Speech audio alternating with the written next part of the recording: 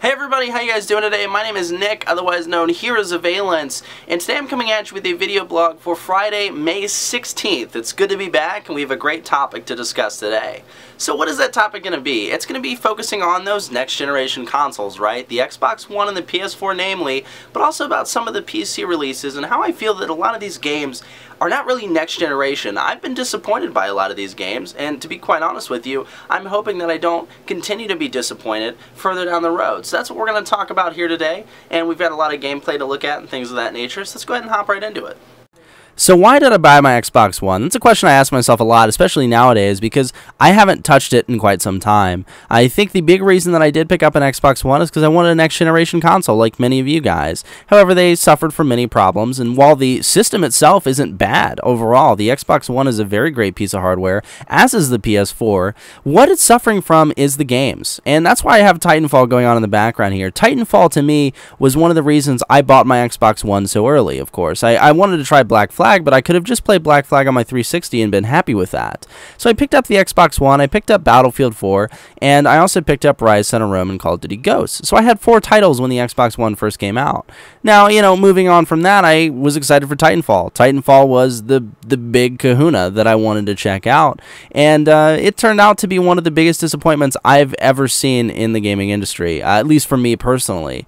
The reason being is because it is just Call of Duty to me with giant mechs, and I want to illustrate the point that, you know, I enjoyed my time with Titanfall for the first 2 weeks, and then I started to realize how repetitive it is and how underwhelming it is when it comes to a severe lack of content, or maybe I'm just bored with first-person shooters in general, especially multiplayer ones, because Battlefield 4 did the same thing to me, namely because of the bugs, but also just because of the repetitiveness. I mean, there's a lot to unlock and there's a lot to do, sure, but it all feels the same, and there's nothing truly revolutionary about any of these games. The big thing that got me with Titanfall was obviously the science fiction setting and the idea of integrating multiplayer with story, right? And immediately I was thinking of Chrome Hounds, where we'd go on different missions and everything would be a little different every time, a dynamic world, so to speak, that's evolving as multiplayer progresses. And that's exactly what didn't happen with Titanfall. When it came down to the Titans, I mean, I think the Titans were something that could have been so much more unique, right? But instead, we have the 3 same classes. No matter what you're doing as a character, you can't really customize those Titans to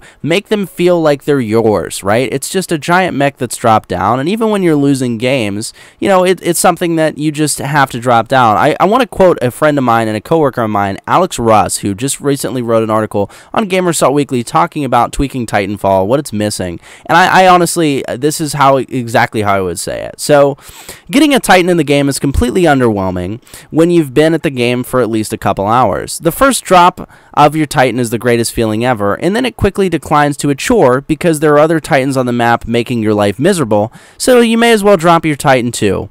If my Titan is supposed to be such a big deal, why does it look the same as everyone else's? I think that's a key point there. Why does it look the same as everyone else's? And I don't know. I mean, I just feel that Titanfall a little underwhelming, you know, and that's something that I really wanted to get out in this video because it was a disappointment to me. I was excited to make videos about it and do a lot of content about it, but in the end, it just played like another Call of Duty after quite some time, and you really start to realize that it's not the game that they said it was going to be. And, you know, when it comes down to the map packs, we have the Expedition map pack releasing earlier, I think it was earlier this month or later this month. They said sometime in the summer. It's 3 maps. There's nothing else there, guys. It's just it's maps, and it feels exactly like a Call of Duty map pack buy. $10, $25 if you get the season pass. So to me, I can't look at Titanfall now and say this is original, this is cool, because after playing it for around 40 hours, I'm a little disappointed that it feels like Call of Duty to me now, and that's something that I really wasn't hoping would happen when I picked up the game. That's something I didn't even consider was happening when I picked up the game. So when it comes to Battlefield 4 and Call of Duty, I could honestly sit here and talk about them for 20 minutes straight, right? Just talking about the bugs and how the launch wasn't what I expected and how I played the hell out of both of the games, but there was nothing there to keep me playing past that initial 40 hours, right? Because all of that stuff exists. Battlefield 4, broken field, right? It had that nickname very early on. It still has a nickname. There's still a lot of problems they're trying to fix just because EA wanted DICE to beat Call of Duty to the market, right? When you look at Call of Duty Ghosts, there was a lot of problems with the customization. It was just a small unlock system. A lot of the weapons felt the same, and a lot of the modes felt underwhelming. And I honestly think that both of these games are starting to hit the end of their medium where they have to be something that's truly creative. Maybe I'm just bored of first-person shooters, right? Just like I was talking about with Titanfall. But when it comes down to it, the first-person shooter needs to do something to really make itself, go through a revolution, so to speak, right? Make it feel different, because at this point in time, I'm not emotionally connected to any of the first-person shooters anymore, because I've got Arma 3, and Arma 3 is one of those truly sandbox elements games that's harder to, that's harder to get into, but truly rewarding and truly unique, and it really makes me feel at home when it comes to the military simulator, the military shooter, because it gives me so many options.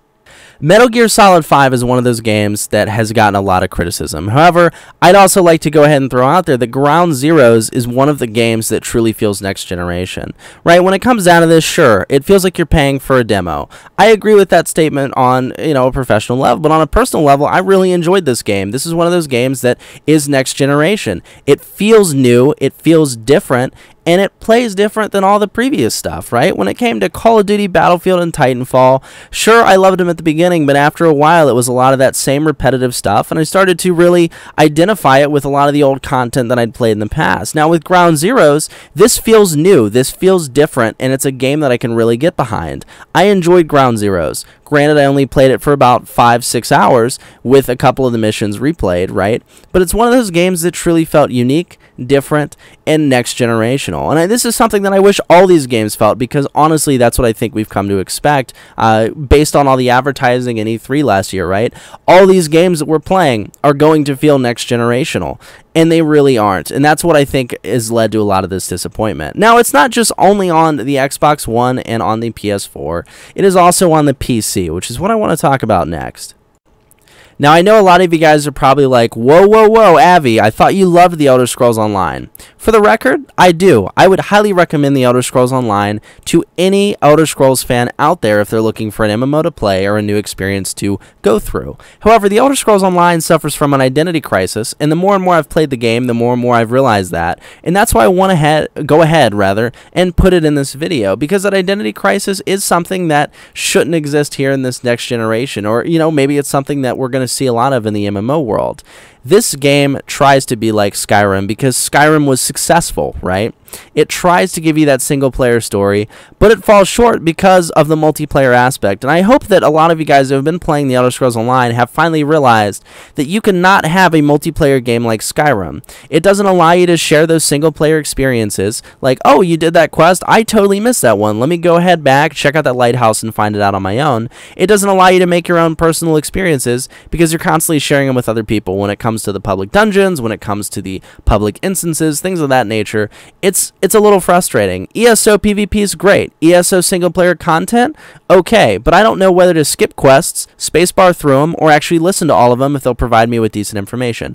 I don't know, and I feel like I'm constantly rushed by my friends to get to max level, so I'm facing that identity crisis, and I think it's something very present in ESO that is unfortunate, but it exists. So, it's not just shooters, it's also games like Elder Scrolls Online that really have that identity crisis, and not all these things I think were thought out or really planned out when it came to the developer standpoint. That or they decided to ignore them. I mean, I have high hopes though. I have two games in particular that I'm really looking forward to this summer. Those being Watch Dogs, which comes out on May 27th, which that's probably one of my most hyped games for this next generation, so I'm really hoping that that one pans out. It's like the Grand Theft Auto 5 that I wanted personally because it's focused on technology and hacking, And then you also have the Destiny beta, which is coming out in June, that I'm also looking forward to as well, on top of the Watch Dogs, plus Destiny is releasing this September. So I'm hoping that those games, which have been advertised as the biggest next generational experiences, are going to be those experiences. But, how do you guys feel about the topic? Feel free to let me know in the comments below. I'm interested in hearing from you guys about your next-gen consoles or your next-gen games. How do you feel about them? Have they been a little disappointing, or have you been liking them? Or, am I the only one that feels that way? Or I guess this way. about certain games. So feel free to let me know in the comments below, and if you enjoyed this vlog, please feel free to hit that like button and subscribe to the channel for a new video like this every Friday, as well as tons of gaming videos throughout the week. So my name is Nick, otherwise known here as Avialence. Thank you guys so much for watching, and I'm looking forward to making some more videos for you guys over the summer. Have a good one, everybody.